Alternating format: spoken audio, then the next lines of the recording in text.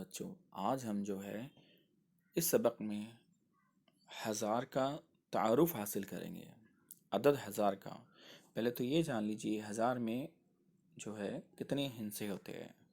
देखिए, पहला हिस्सा सिफर है, दूसरा हिस्सा भी सिफर है, तीसरा हिस्सा भी सिफर है और चौथा हिस्सा एक है। इसका मतलब ये कितने हिस्सी अदद है? ये चार हिस्सी अदद है। हज़ार जो है ये चार हिस्सी अदद है और चार हिस्सी अदद में सब में छोटा अदद जो होता है हज़ार ही होता है, क्योंकि शुरुआत यहीं से होती है चार हिस्सी अदद की। तो हज़ार हासिल करने के लिए हमें कौन से अदद में कितना मिलाना पड़ेगा ये हमें जानना है। तो मैं आपको बताता हूँ कि तीन हिस्सी अदद जो है उसमें सब में बड़ा अदद होता है 999। कितने हिस्से है ये? एक, दो, तीन, तीन हिस्सी अदद है, आपके सामने ही है। इसमें हमें कितने मिलाएंगे तो हज़ार हासिल होगा। तो हम इसकी क्या करेंगे, इस जदवल की मदद से, इस टेबल के ज़रिए से हम हासिल करेंगे। देखिए, पहले 999 में ये नौ कौन से, यहाँ पे देखिए नौ कौन से मुकाम पर है? इकाई के मुकाम पर। ये नौ कौन से मुकाम पर है? दहाई के। ये कौन से मुकाम पर है? सैकड़ा पर। हमें हज़ार हासिल करना है। तो यहाँ पर देखिए, इस जदवल में जो है, मैं आपको फिर से बता रहा हूँ, इस जदवल में जो है आपके सामने जो है अलिफ लिखा हुआ है मतलब इकाई, दाल लिखा हुआ है मतलब दाही वाला कॉलम, सीन लिखा हुआ है मतलब सैकड़ा यानी 100 वाला कॉलम, हे लिखा है मतलब हज़ार वाला कॉलम। तो 999 में कितना मिलाएंगे तो हमें हज़ार हासिल होगा। तो हमें बच्चों सिर्फ और सिर्फ 999 में कितना मिलाना पड़ेगा? एक मिलाना पड़ेगा। कितना मिलाना पड़ेगा? एक मिलाना पड़ेगा। मिलाना मतलब जमा करना पड़ेगी। तो इस जदवल में वही किया हुआ है कि इस 9 को जो है, यहाँ पर मैं आपको क्लियरली आपको बताता हूँ, 999 को पहले वाले इकाई वाले अदद को यहाँ लिखा हुआ है ना, इकाई के मुकाम पर। दाही वाले अदद को यहाँ लिखा हुआ दाही के मुकाम पर, और सैकड़ा वाले अदद को सैकड़ा के मुकाम पर लिखा हुआ है। दिख रहा है आपको? उनकी जो मुकाम है उसी मुकाम पर उनको रखा गया है। अगर नहीं समझ में आ रहा है तो मैं आपको फिर से बताता हूँ, ये जो 999 है इन्हें किस मुकाम पर रखा गया है आप देखिए। पहला वाला जो 9 है ये इकाई पर है, इसलिए इसको इकाई के डब्बे में रखा गया है। दूसरा वाला जो 9 है ये दाही के मुकाम पर है, इसलिए इसको दाही पे रखा हुआ है। तीसरा वाला 9 जो है ये सैकड़ा के मुकाम पर है, इसलिए इसको सैकड़ा पे रखा गया है। अब हमें इसमें कितना मिलाना है? बस हमें इसमें सिर्फ एक मिलाना है। कितना मिलाना है? एक मिलाना है। तो यहाँ पर देखिए एक मिलाने के लिए लिखा गया है। तो ये आपके सामने मैं थोड़ा जूम कर लेता हूँ तो आपकी समझ में आ जाएगा। अब ये 999 आपके सामने है। कितना है ये? 999। अब ये 9 में हमें सिर्फ एक मिलाना है। दिख रहा है आपको? ये एक मिलाना है। जब हम 9 में एक मिलाते हैं तो जवाब हासिल होता है हमें 10 हासिल होता है, इस तरह। तो ये पहला हिस्सा इकाई वाला जो होता है उसे जहाँ है वहीं रखना है। जैसे यहाँ पे उसे लिखा हुआ है, ये 10 लिखा हुआ है आपके सामने। देखिए, आपके 10 लिखा हुआ है। 10 का सिफर उसने नीचे लिख दिया और एक को जो है ऊपर दाएं वाले हिस्से की तरफ, ये मुकाम की तरफ बढ़ा दिया। क्योंकि एक जो है 10 में जो है, एक कहाँ पर है? दाही के मुकाम पर है, और सिफर इकाई पे। तो जो सिफर जो है इकाई के मुकाम पर है उसे हम नीचे लिखेंगे, और दाही वाला आधा जो एक है उसे दाही के मुकाम पर हम उसको भेज देंगे। यहाँ पर वही किया गया कि 9 और 1 10 होता है, ये हमें सबको मालूम है। करना क्या है, आप किस तरह इसको हम आगे बढ़ाएंगे। तो ये जो सिफर को हम नीचे उतारेंगे इकाई का नीचे, और दाही वाला एक को जो है दाही के मुकाम पर आगे बढ़ा देंगे। अब ये दाही के मुकाम पर ऊपर की तरफ देखिए, यहाँ पर एक आ चुका है। अब उसमें हमें 9 मिलाना है। तो एक में 9 मिला है 10 ही होता है, तो फिर हमने यहाँ पे 10 लिखा है। देखिए आपको 10 लिखा है। अब यहाँ पर जो सिफर है ये दहाई के मुकाम वाला है, नीचे यहाँ पे इसको नीचे उतार देंगे। बाजू वाला अदद जो है सैकड़ा की तरफ बढ़ाएंगे। बाजू कितना है? एक है, उसको ऊपर की तरफ बढ़ाएंगे, सैकड़ा की तरफ बढ़ाएंगे। अब यहाँ पर एक आ गया और यहाँ पे 9 है, 9 और एक 10 होता है, यहाँ पे 10 लिखा हुआ है। अब 10 लिखने के बाद फिर वैसे ही किया गया। सिफर जो पहला वाला अदद है, मुकाम वाला अदद है, वो नीचे कर दिया गया। अब बाजू वाला जो दूसरे मुकाम पर जो अदद है कितना है? एक है, उसको आगे बढ़ा दिया गया। वो एक में यहाँ पे कुछ भी नहीं मिलाना है, तो उसको एक को नीचे जैसा का वैसा लिख दिया गया है। अब देखिए कितने हिस्से हो गए? एक, दो, तीन, चार। एक कौन से मुकाम पर है बेटा? हज़ार के मुकाम पर है लिखा हुआ है, तो उसको बोलेंगे 1000। अगर यहाँ 2 लिखा होता तो हम यहाँ कौन से मुकाम पर है? 2, हज़ार के मुकाम पे, तो वो 2000 हो जाता। अगर यहाँ पे 3 लिखा होता और ये हज़ार के मुकाम पे है तो ये हो जाता है 3000। तो मुकामी कीमत जो है मुकाम के हिसाब से तय की जाती है। अगर हमें आगे बढ़ना है, हज़ार का तारुफ आपने देख दिया। अब हमें सीखनी है जो हम जिस मकसद के लिए आए हैं, वो है जमा बगैर हासिल वाली। कौन सी जमा? बगैर हासिल वाली जमा, बगैर हासिल की जमा। एक सिंपल सी मिसाल आपके सामने दी गई है इस सवाल में, जो अमली तौर पे आप करते हैं कि अकरम के पास 100 मोती वाले 3 बटुए। देखिए अकरम है, ये लड़का है आपके सामने है, इसके पास तीन बटवे, एक दो तीन है बटवे। अब इन बटवों में के ऊपर सी लिखा हुआ, सी मतलब 100, हर बटवे में 100 क्या है, मोती है। इसके अंदर लिखा हुआ 100 मोती वाले तीन बटवे है, यानी हर बटवे में 100 मोती है। यानी एक बटवे में 100 है, इसमें भी 100 है, ये और 100 और ये 100 कितने हो गए, 200। इसमें भी 100 है, तो ये तीनों मिला के कितने हो गए, 300। तो इसके पास 300 मोती है। कुल कुल मिलाकर कितनी मोती है, 300 मोती। लेकिन बटवे कितने हैं, तीन ही है, एक बटवा, दो बटवे, तीन बटवे। बटवे तीन है लेकिन अंदर मोती कितने, तीनों मिलाकर 300 मोती है। चलिए, फिर वो कह रहा है कि रूही के पास वैसे ही पांच बटवे हैं, जैसे अकरम के पास बटवे है वैसे रूही के पास ही वैसे ही पांच बटवे। तो ये रूही यहाँ पे लड़की दिख रही है आपको, इसके पास भी पांच बटवे है, एक दो तीन चार पाँच। लेकिन हर बटवे में 100 मोती, कितने मोती है, सीन यानी 100, सैकड़ा 100। इसमें 100 है, इसमें 100 है, कितने हो गए, ये 200 हो गए। इसमें भी 100 है, कितने हो गए, 300। इसमें भी 100 है, कितने हो गए, 400। इसमें भी है 100, ये हो गए 5। यानी पांच बटवे है 100 के, तो वो 500 हो जाएंगे। अगर तीन बटवे होते 100 के तो 300 हो जाएंगे। चार बटवे है 100 के, तो चार में हर एक में 100 है, इसलिए वो 400 हो जाएंगे। तो उसने कहा कुल कितने बटवे हुए हमें बताना है। तो बटवे पहले गिनना है हमें, एक दो तीन चार पाँच छः सात आठ। तो इस डब्बे में लिखा हुआ है 8 बटवे हुए। देखिए, अकरम के पास तीन बटवे, देखिए अकरम के पास तीन बटवे है और रूही के पास पांच बटवे है। तो कुल कितने बटवे हुए, 8 बटवे। दिख रहा है आपको। हम्म। अब दोनों बटुओं में कुल कितने मोती है, उसने कहा दोनों बटुओं में कुल कितने मोती है। तो कितने मोती है तो हमें देखना है, इसमें 100 है, पहले वाले बटुए में 100 है, आपके सामने बता रहा हूँ मैं कि पहले वाले जो बटुए में जो है 100 मोती है, दूसरे में भी 100 है, तीसरे में भी 100 है, चौथे में 100 है, पांचवे में, क्योंकि इनके ऊपर सी लिखा है मतलब हर एक में 100 मोती है। तो इसमें 100 पहले बटुए में, दूसरे मोती में बटुए में भी 100, 100 100 200। इसमें भी 100 है, 300, और इसमें भी 100 है। अब ये 400, चार बटुए 400, ये पांचवा बटवा आ गया। इसमें भी 100 है, तो पाँच 500। इसमें भी 100 है, छठा बटा है, छठा जो है बटुआ है, तो ये हो गया 600। इसमें भी 100 है और ये सातवां बटुआ है, तो ये हो गया 700। इसमें भी 100 है और ये आठवां बटुआ है, 8, तो इसमें कितने हैं, 100, ये हो गया 800। हर बटुए में 100 मोती है, ये 100 और ये 100 200, ये 100 300, इसको मिलाएंगे 400, ये 500, फिर ये 600, ये 700 और ये 800। तो 800 मोती है, इसका जवाब आता है 800 मोती है। तो उसी तरह यहाँ पे कुछ सवाल दिए गए हैं जो उसी नौइयत के हैं, जिसे हमें समझना है कि किस तरह हम ये करेंगे, इकाई दहाई के मुकाम पर कैसे करेंगे। यहाँ पे एक मिसाल दी गई है कि क्या मिसाल दी गई है, तस्वीरों से बनाई हुई मिसाल को गौर से देखो, मिसाल मुकम्मल करो। इसके लिए इकाइयों और में इकाइयाँ, दहाइयों में दहाइयाँ, सैकड़े में सैकड़े मिलाओ। आपको वैसे ही करना है। यहाँ पर कितना है, 100 सैकड़ा यानी एक है, तो यहाँ पर सैकड़ा में एक लिखा हुआ है। दहाई कितनी है, मोती कितने हैं, हार कितने हैं, 10 10 के, दो है, तो यहाँ पे दो दहाई लिखा हुआ है। तो उसके दाल के नीचे क्या लिखे हमने, दो लिख दिए हैं दहाई में। और यहाँ पे इकाई पे कितना है, एक है, इकाई पर यहाँ पे एक लिखा हुआ है, दिख रहा है आपको। तो वैसे ही यहाँ पर जो है सैकड़ा पे कितने हैं, यहाँ पे दो है, तो ये सैकड़ा, सैकड़ा में यहाँ पे दो लिखा हुआ है, दिख रहा है आपको। और दहाई पे कितना, एक है, तो यहाँ दहाई पर एक लिखा हुआ है। यहाँ पर कितना है, इकाई पर तीन, तो यहाँ पर तीन लिखा हुआ है। और इसको समझने के लिए आसान से किया गया है, तो यहाँ पे ये एक है, इसको एक इकाई कहेंगे। अगर आपको नहीं समझ में आ रहा है तो मैं आपको और आसान समझाता हूँ। ये एक है मोती, तो उसको एक इकाई कहेंगे, क्या कहेंगे, एक इकाई। दहाई के कितने मोती है, माला है, दो माला है, तो ये दो दहाई। सैकड़ा कितने बटवे हैं, सैकड़ा का एक ही बटवा है, तो एक सैकड़ा आया यहाँ पर, इस तरह लिखा हुआ है। वैसे ही नीचे देखिए कि यहाँ पर इकाई पे कितने हैं, तीन मोती है, तो यहाँ पर इकाई पर तीन लिखा हुआ है। दहाई पर कितने मोतियों का हार है, एक ही है, तो यहाँ पर एक दहाई लिखा हुआ है। सैकड़ा पर कितने बटवे हैं, दो है, तो यहाँ पर दो सैकड़ा लिखा हुआ है। अब इसको हल करने जाएंगे तो हमें यहाँ देखना है, पहले हम लिखना पड़ेगा, इस तरह लिखना पड़ेगा, मैं आपको बताता हूँ। ओके, इकाई का अलिफ, दहाई का दाल, सैकड़ा का सीन।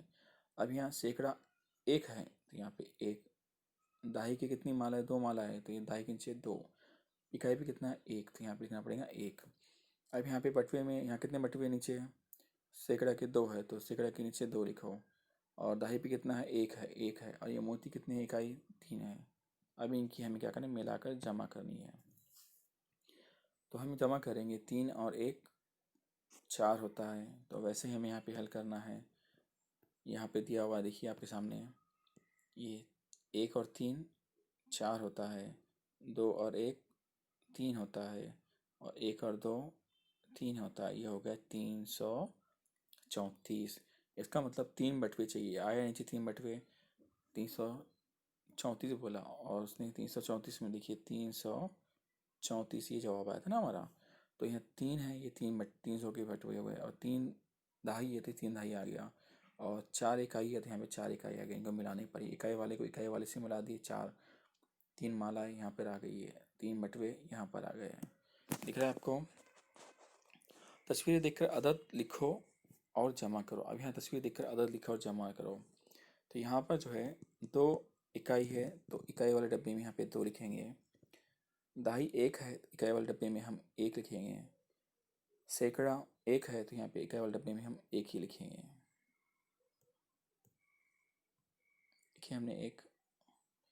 अब नीचे की तरफ देखिए, यहाँ पे कितने मोती है, 1 2 3 4 5। यहाँ पर इकाई भी कितना है, 5 है, तो इस डब्बे में जो हम 5 लिखेंगे। दाई कितना है, 1 है, यहाँ पे 1 लिखेंगे। सैकड़ा कितना है, 2 है, तो इस डब्बे में 2 लिखेंगे। दिख रहा है आपको? अब हम क्या करेंगे, इनके नीचे जवाब लिखेंगे, जमा करनी है हमको। तो जमा करते हैं, चलिए। ये 2 और 5 कितने मोती होना चाहिए, 7 मोती होना चाहिए।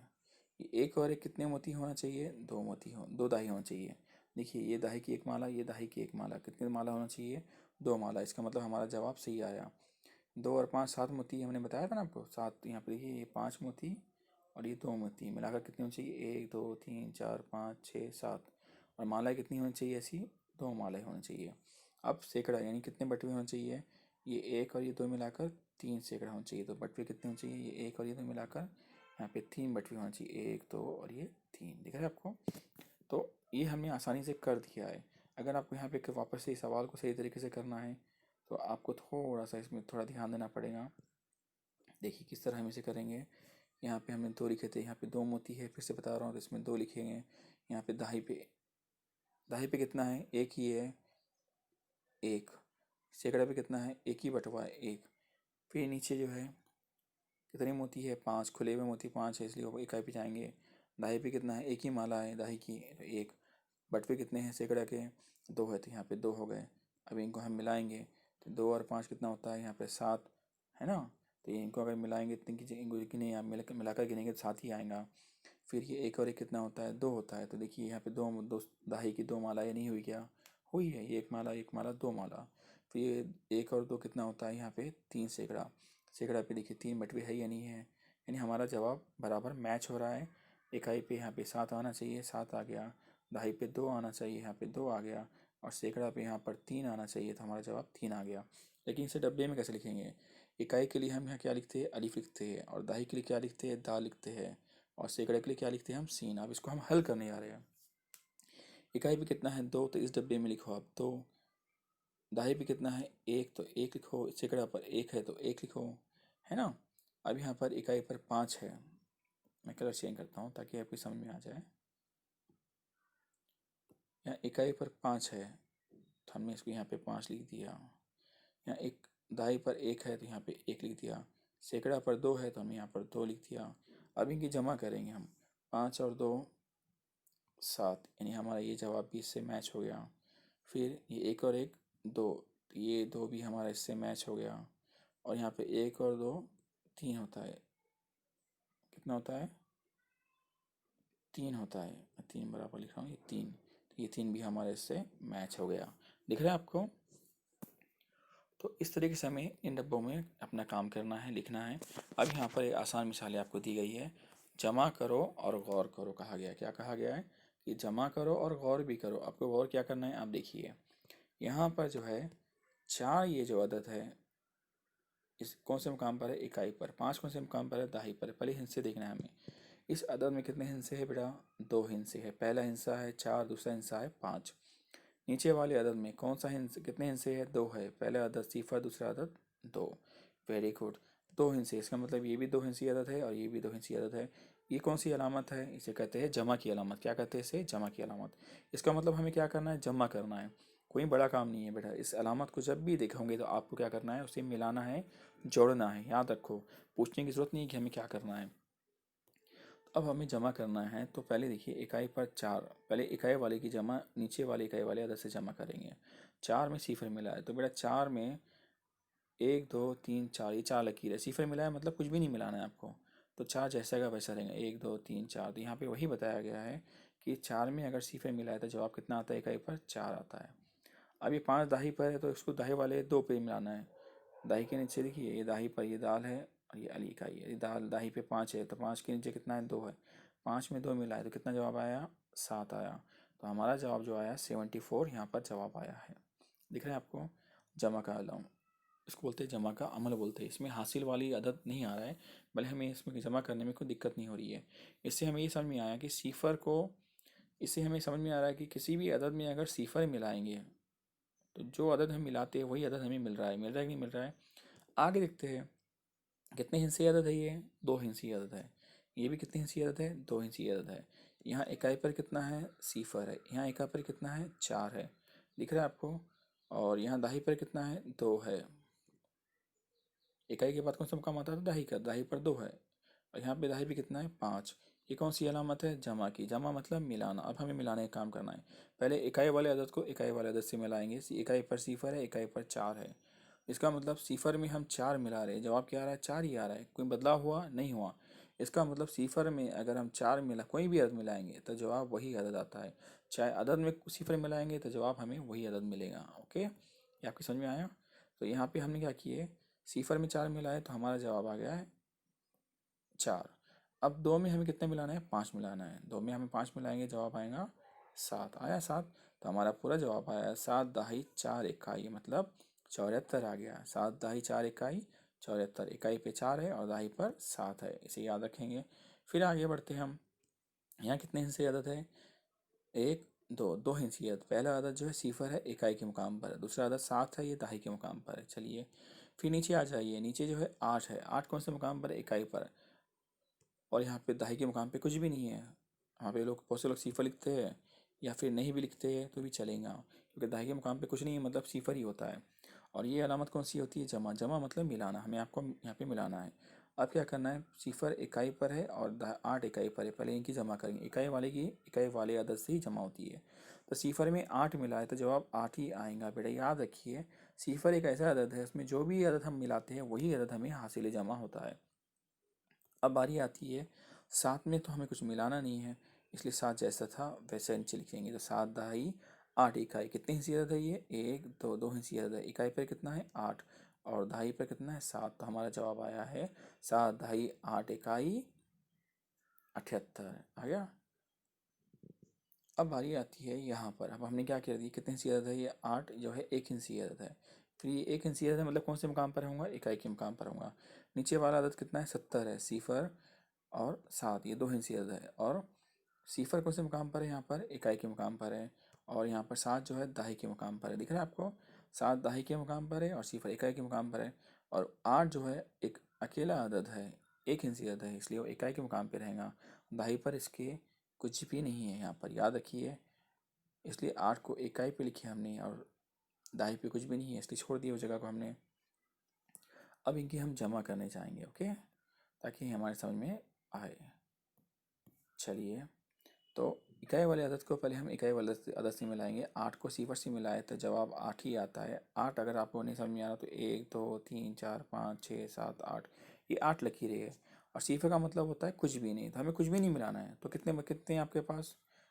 आपके पास आठ ही रहेंगे, क्योंकि आपके पास आठ लकीरें थी, आपने उसमें कुछ भी नहीं मिलाया, मतलब आठ जैसे का वैसा। ये आपकी समझ में आ गया? तो यहाँ पर जो हमने अमल किए, जमा का अमल किए। जमा मतलब मिलाना। तो हमने क्या किए? आठ में सिफर मिलाया, जवाब आया आठ। सात में ऊपर कुछ मिलाना ही नहीं है, इसलिए सात जैसा था वैसा नीचे आएगा। तो 78 ये जवाब आया, जिसे हम कहते हैं 78। अब यहाँ पे दो हिस्सी अदद है पाँच और दो हिस्सी अदद है, सॉरी दो हिस्सी अदद है। इसमें पाँच जो है इकाई के मुकाम पर है और सात दहाई के मुकाम पर है। ओके, नीचे वाला अदद देखेंगे, ये भी दो हिस्सी अदद है। इकाई के मुकाम पर तीन है, दहाई के मुकाम पर एक है। तो यहाँ पर जो अदद आपको नज़र आ रहे हैं, इसकी नौयत के हिसाब से हम उनको जमा करेंगे। पहले इकाई वाले अदद को इकाई वाले अदद से मिलाएंगे। पहले 5 है, तो 5 में हमें 3 मिलाना है, हमें 5 के आगे गिनना पड़ेगा। 5 तो हमारे पास है, इसमें 3 मिलाना है, तो 5 के आगे हमें 3 गिनना है। 6 7 8, तो यहाँ पे जवाब आएगा 8। अब अगर देखा जाए तो हमने 5 में जब 3 मिलाया तो यहाँ पे 8 आ गया है। अब 7 में हमें कितना मिलाना है? दहाई वाला अदद 7 है, उसमें 1 मिलाना है या नहीं है? दहाई वाला अदद 7 है, उसमें दहाई वाला 1 मिलाना है। जब हमें 1 मिलाना है तो 7 के आगे 1 गिनना पड़ेगा। 7 के आगे 1 गिनो 8, तो यहाँ पे 88 88 ये जवाब उसका आया। 8 दहाई 8 इकाई, ये 8 इकाई और ये 8 दहाई 81। फिर हम आगे बढ़ेंगे। 2 इंची अदद है ये, इसमें पहला अदद 3 है, दूसरा अदद 1 है। यहाँ पहला अदद 5 है, दूसरा अदद 7 है। उसी की मुनासिबत से अगर देखा जाए तो पहला अदद 3 जो है इकाई के मुकाम पर है, दूसरा अदद 1 जो है दहाई के मुकाम पर है, और ये 5 इकाई के मुकाम पर है और 7 दहाई के मुकाम पर है। और जमा करते वक्त हमेशा याद रखें, पहले इकाई वाले अदद की जमा होती है इकाई वाले अदद से। तो 3 इकाई वाला अदद है और 5 भी इकाई वाला अदद है। पहले इनको मिलाएंगे तो हमें 3 में 5 मिलाना है, क्योंकि जमा की अलामत यहाँ पे बनी हुई है और जमा का मतलब होता है जोड़ना। तो 3 में हमें 5 मिलाना है, तो 3 के आगे हम गिनेंगे 5 तक। 3 के आगे 5 तक, पहले 1 2 3 4 5, 3 के आगे गिनेंगे 4 5 6 7 8, यहाँ लिखना पड़ेगा हमें 8। अब बारी आती है, हमने यहाँ पे 3 में कितना मिलाया है? 3 में जो है 5, सॉरी 3 में 5 मिलाए थे हमने, तो यहाँ पे 8 आ गया था। अब हमें 1 में जो है 7 मिलाना है, क्योंकि 1 दाही पर है 7 भी दाही पर है, पहले दोनों को मिलाना है। 1 तो हमारे पास है, अब 7 तक हमें गिनना है, तो 7 उंगली ऊपर करेंगे, 1 2 3 4 5 6 7 आपके हाथ की। अब 1 के आगे गिनना है, क्योंकि 1 हमारे पास है, उसमें 7 मिलाना है। तो 1 के आगे 2 3 4 5 6 7 8, यहाँ पर ये 8, तो 88 इसका जवाब आया 88। इसके बाद तो हमें यहाँ गौर करने वाली बात है, यहाँ पर 75 ऊपर था, यहाँ 75 नीचे है। यहाँ 13 ऊपर था, यहाँ 13 नीचे है। हमारा जवाब वही आया 88 88। इसका मतलब अदद अगर हम ऊपर नीचे भी लिखेंगे जमा करते वक्त तो जवाब में कोई बदलाव नहीं आता। फ़र्ज़ करो मैंने 7 जमा 2 लिखा, जवाब 9 आया। वैसे मैंने 2 में 7 मिला दिया, ऊपर नीचे कर दिया, देखो 2 को ऊपर लिख दिया, 7 को नीचे कर दिया, तो इसका जवाब क्या आएगा? 7 और 2 9 ही आएगा। फिर से बता रहा हूँ, ये 7 था और ये 2 है, इसमें जमा कर रहा हूँ, मैं मिला रहा हूँ। 7 और 2 आप बोलेंगे सर 9, लेकिन मैं उस अदद को बदलता हूँ, ऊपर 2 लिखता हूँ और नीचे 7 लिखता हूँ और जमा करता हूँ। जवाब क्या आएगा? 7 और 2 9। तो जवाब बदला क्या यहाँ पर? नहीं। अदद को जमा में ऊपर नीचे भी कर लेंगे चलेंगे, लेकिन मुकामी कीमत हमें नहीं बदलना है, अदद का मुकाम बदलना नहीं है। अगर मुकाम बदलेंगे जवाब बदल जाएगा। जैसे यहाँ पे 13 जमा, देखिए 75 जमा 13, 13 जमा 75 है, यहाँ पे हर एक की मुकामी कीमत सेम है। 5 यहाँ पर इकाई पर है तो यहाँ पे 5 इकाई पर ही है। 7 दहाई पर है तो 7 दहाई पर ही है। उसी तरह यहाँ पर 3 इकाई पर है तो 3 इकाई पर ही है, और 1 दहाई पर है तो 1 दहाई पर है। अगर ये इस तरह होता, 1 और ये नीचे 5 और ये 7, देखिए जमा की अलामत। अब यहाँ पे क्या किया, गलती क्या हो गई? 5 इकाई पर हो गया, सही है, 7 दहाई पर चला गया, ये भी सही है ना। लेकिन यहाँ पे एक गलती हो गई, 3 को हमने दहाई पर डाल दिए और 1 को जो है इकाई पर डाल दिए। अब जवाब क्या आता है? देखिए 5 और 1 6 हो गया और 7 और 3 10 हो गया। जवाब हमारा बदल गया, यानी मुकामी कीमत बदलने से जमा भी बदल जाती है। हमें मुकाम नहीं बदलना है, आदात को उनके मुकाम पर रख कर ही हम ऊपर नीचे कर सकते हैं, तो भी जमा का हासिल जमा वही अदद आता है। जैसे यहाँ पे बताया गया कि अदद को हमने नीचे वाले अदद को यहाँ पर ऊपर लिख दिया और ऊपर वाले अदद को नीचे लिख दिया, जमा हमारी वही आएंगी 88 88। दिख रहा है आपको? मुकामी कीमत नहीं बदलना है। अगर हमने इस मुकामी कीमत को बदल दिया कि अगर ये 75 में मैंने पहले दहाई पे 5 लिख दिया और इकाई पर 7 लिख दिया, तो अदद ही बदल जा रहा है, तो उसकी जमा भी अलग ही आएंगी। ओके, तो यहाँ पे हमने क्या सीखा कि अददों की तरतीब बदल भी जाए तो जमा वही आएंगी। अददों की तरतीब बदल भी जाए तो जमा वही अदद आएगा, है ना। अभी हमें तरतीब बदले थे, ऊपर वाले को नीचे लिख दिया, नीचे वाले को ऊपर लिख दिया, जवाब हमारा वही आया। तो इस तरह का हमारा आज का इतना सबक है, काफ़ी है। चलिए, अल्लाह हाफिज़।